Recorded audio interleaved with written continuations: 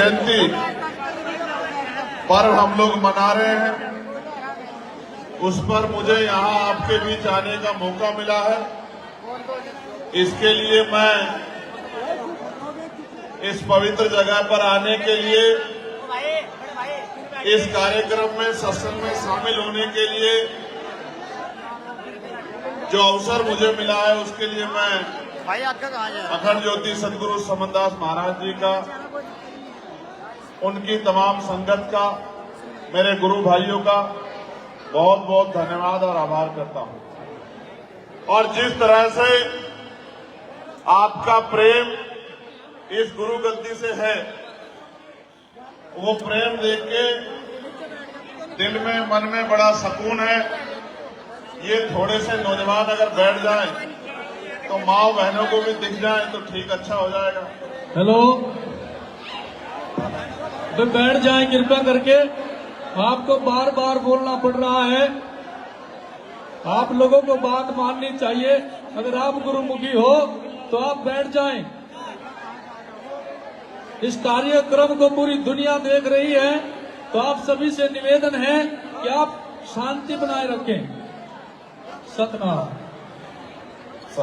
इस कार्यक्रम में मेरे साथ चल के आए डॉक्टर ब्रजपाल जी, भाई विनयतन सिंह जी, भाई नीटू जी, प्रभात जी, हमारी पार्टी संगठन के सभी साथी। यहां दोनों तरफ मंचों पे इतनी बड़ी हमारे संतों की उपस्थिति इस बात का एहसास कराती है कि गुरु महाराज के रास्ते पे उनके विचार को, उनके मूल्यों को, उनकी बात को प्रचार करने वाली बहुत सारी महान हस्तियां हमारे बीच उपस्थित हैं, जो जगह जगह पर अपने आश्रमों के जरिए सदगुरु रविदास जी महाराज की, सदगुरु ज्ञान भिक्षुदास महाराज की, अखंड ज्योति सदगुरु समनदास महाराज जी की वचनों को, विचारों को घर घर तक पहुंचाने का काम कर रहे हैं। और यहाँ इस गुरुगद्दी पे आचार्य कंवरपाल ब्रह्मचारी जी, जिन्होंने संकल्प लिया है समाज को सही रास्ते पे ले जाने का, मैं उनका भी आभार प्रकट करता हूं, क्योंकि मैं यहाँ पहली बार आया हूं और इतनी संगत देख के मेरे मन में ये उत्साह और विश्वास हो गया है कि गुरुजी का सपना बहुत, वो दिन ज्यादा दूर नहीं जब गुरुजी का सपना पूरा होगा और इस देश में बेगमपुरा राज आएगा।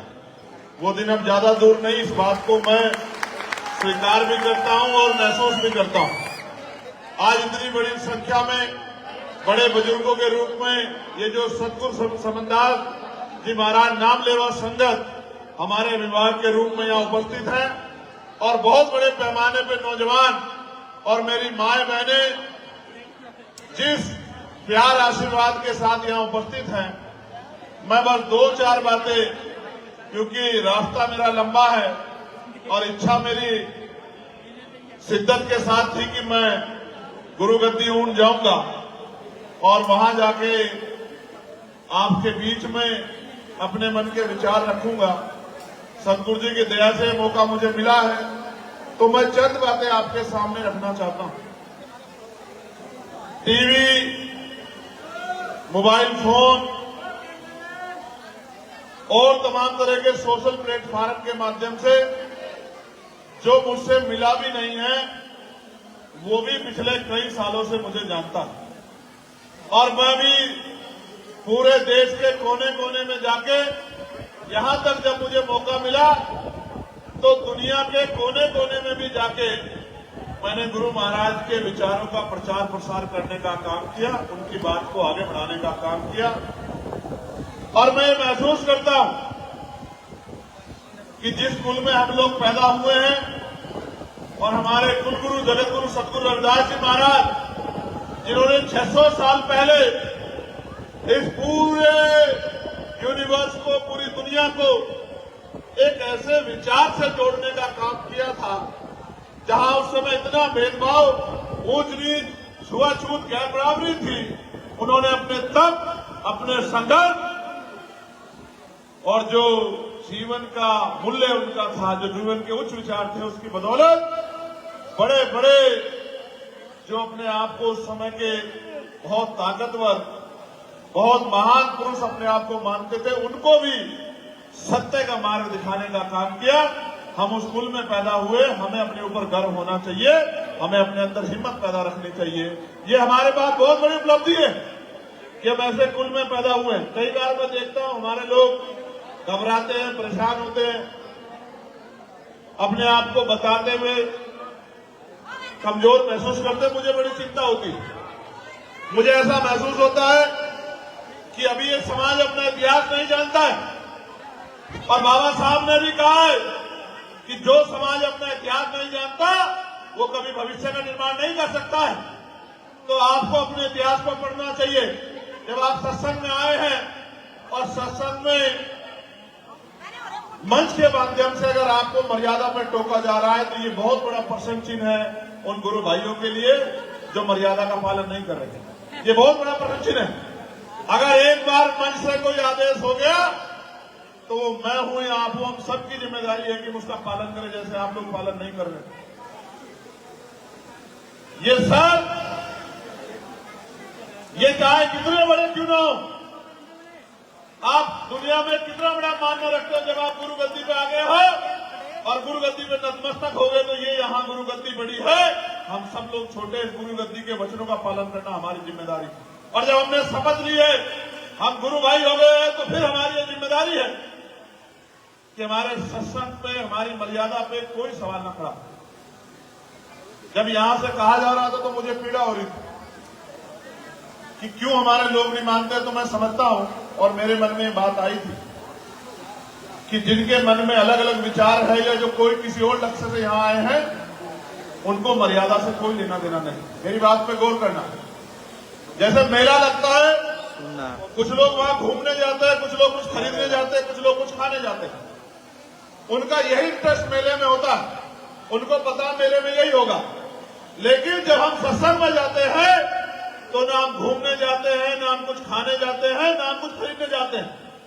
हम कुछ लेने जाते हैं, वो है संतों के विचार और गुरु जी की वाणियां, जो हमारे जीवन में बहुत बड़ा बदलाव करती है। मैं आज आपको इस मंच से खड़ा होकर कह रहा हूं, जो अखंड ज्योति सदगुरु समनदास जी महाराज के रास्ते में चलेगा, उनकी नाम लेवा संगत का हिस्सा बनेगा। उसकी जिंदगी में कितनी मुसीबतें कोई पैदा कर दे, वो रुकने वाला नहीं। मेरी बात को आप बोलो चांगरोदास महाराज की, मैं कह रहा हूं, महाराज की, ये मैं कह रहा हूं, ये मैं कह रहा हूं। कौन? मैं, चंद्रशेखर आजाद। क्यों कह रहा हूं? कहते हैं प्रत्यक्ष को प्रमाण की जरूरत नहीं पड़ती। जेल में था, जहर दे दिया गया, वो जहर भी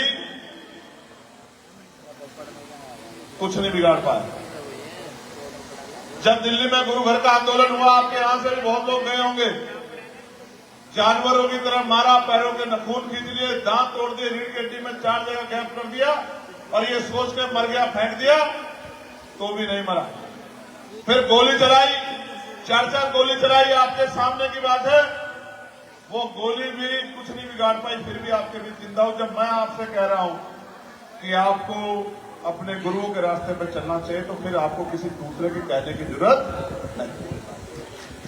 मैं नौजवानों को भी कह रहा हूं, वो बुराइयों को त्यागे, वो गुरुओं के रास्ते पर चले, शपथ ले, और बुरे कामों को त्याग के, उनको बुराई को यही छोड़ के और सही रास्ते पर लग जाए। वो दिन दूर नहीं है। ये दिन आप लोग, क्योंकि मैं आपकी क्षमता को जानता हूं, आपकी मेहनत को जानता हूं, आप वो हो जो 20-20 घंटे भूखे रह के भी मिशन का काम करते हो, मैं जानता हूं। और बहुत सुविधा नहीं मिलती हमारे संतों को, मैं आपको दिल से बता रहा हूं। हालांकि हमारा कोई संत परेशान होता नहीं, क्योंकि वो गुरु जी के रास्ते पे है। गुरु महाराज अपने आप उनकी रक्षा करते हैं, अपने आप व्यवस्था करते हैं। लेकिन समाज की जिम्मेदारी है कि जो संत अपने परिवार को छोड़ के, अपने और तमाम तरह की सुख सुविधाओं को छोड़ के और समाज को गुरुओं के रास्ते में दिखाने के लिए निकला है, उस संत की रक्षा, सुरक्षा और उसकी व्यवस्था करना समाज की जिम्मेदारी है। कई बार पीड़ा होती है, हम लोग ऐसी जगह भी जाते हैं जहां हमारा अपमान होता है, जहां हमें बेइज्जत किया जाता है, फिर हम बेइज्जत होकर भी वहां जाना पसंद करते हैं। इस बारे में मैं सोचता हूं कि हमसे अच्छे तो जानवर हैं। अगर जानवर को भी कहीं से बेइज्जत किया जाए, उसके साथ अपमानजनक रवैया किया जाए, वो जानवर भी उधर की तरफ नहीं जाता।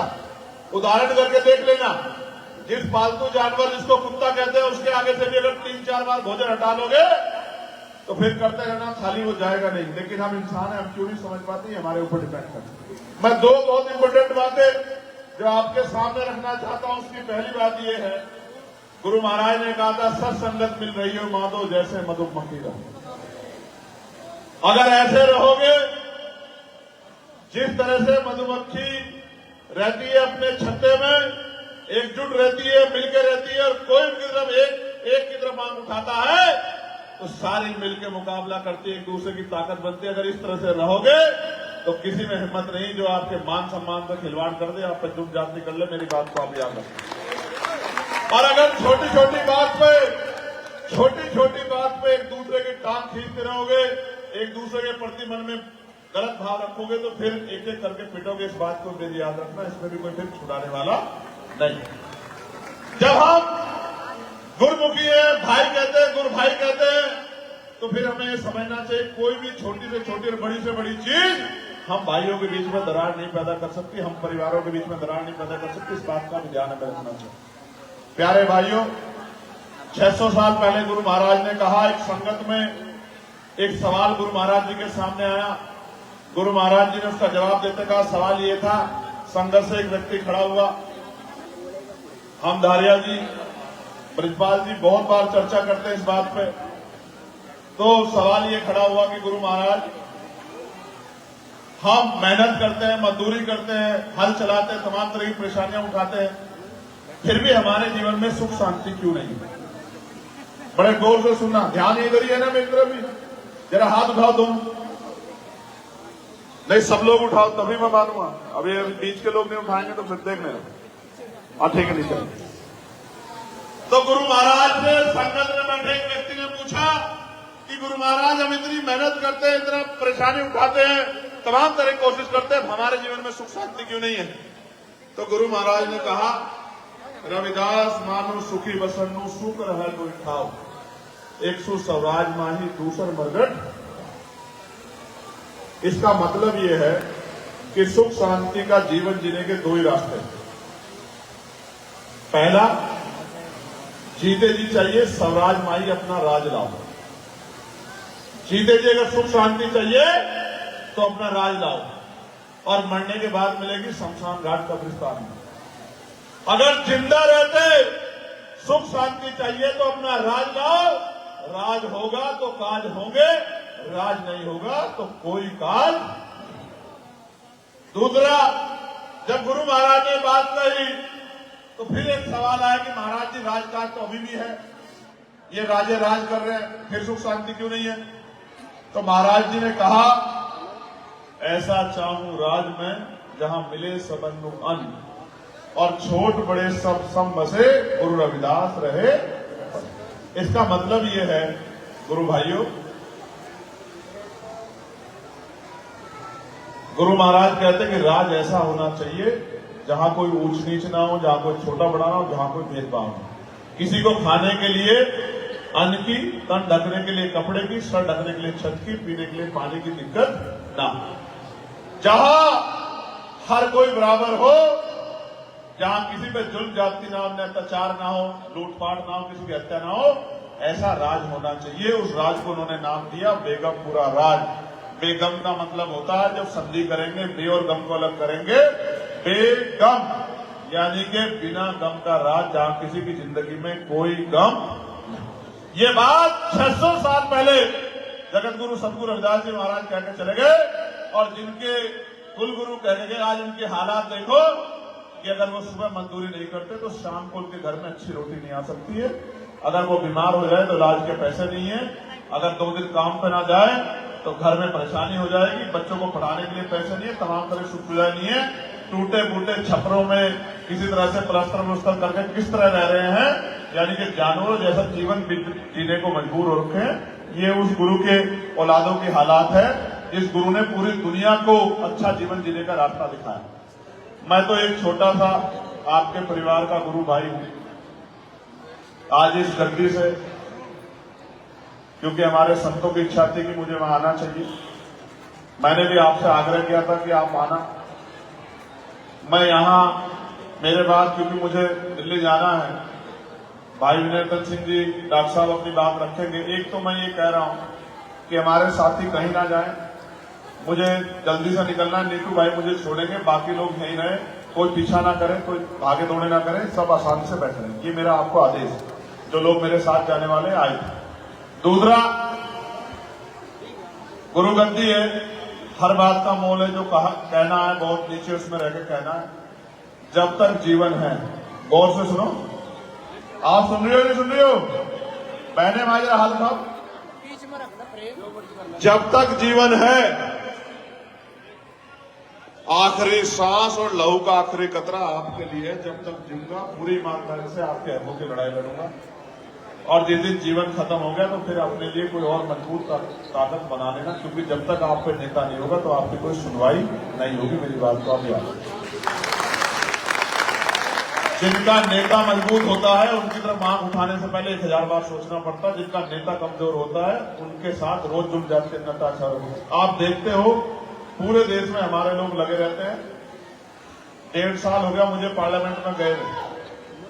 अगर पार्लियामेंट में किसी ने गुरु रविदास जी महाराज का जयकारा लगा के बेगमपुरा राज की बात की थी तो वो आपका अपना चंद्रशेखर आजाद है। इतिहास में काम पहले नहीं। इस बार गुरु महाराज जी की जयंती में पूरी पार्लियामेंट से लड़ गया आपका चंद्रशेखर आजाद कि जब सभी धर्मों के धार्मिक महापुरुषों की जयंती में छुट्टी होती है तो जगत गुरु सतगुरु रविदास जी महाराज की जयंती में छुट्टी होगी, वरना पार्लियामेंट चलने नहीं दी जाएगी। पूरी सरकार से लड़ गया आपका चंद्रशेखर आजाद और मजबूरी में शाम को 6:30 बजे इस सरकार को छुट्टी करनी पड़ी और पड़ोसी राज्य की सरकार को भी छुट्टी करनी पड़ी। अभी तो एक अकेला आपका गया है, इस दिन ताकत और बढ़ेगी, छुट्टी भी होगी और हर गुरु घर पे, जैसे आज की सरकार कर रही, हर गुरु घर पे ऐतिहासिक गुरु रविदास महाराज जी की जयंती, अखंड ज्योति सतगुरु समनदास जी महाराज जी की जयंती का प्रकट उत्सव होगा। ऐतिहासिक होगा, जो पहले कभी ना हुआ और ना भविष्य में होगा। मेरी बात को आप याद रखना।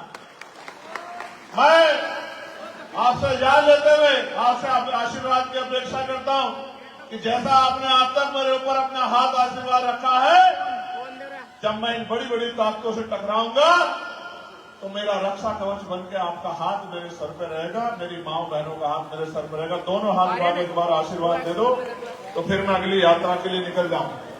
नहीं, दोनों हाथ नहीं उठे, एक हाथ उठा। अच्छा, एक और बात, अभी निर्माण कार्य पूरा नहीं हुआ है, अधूरा है ना? क्या आप ऐसे घर में रहना पसंद करोगे? ईमानदार से बताना।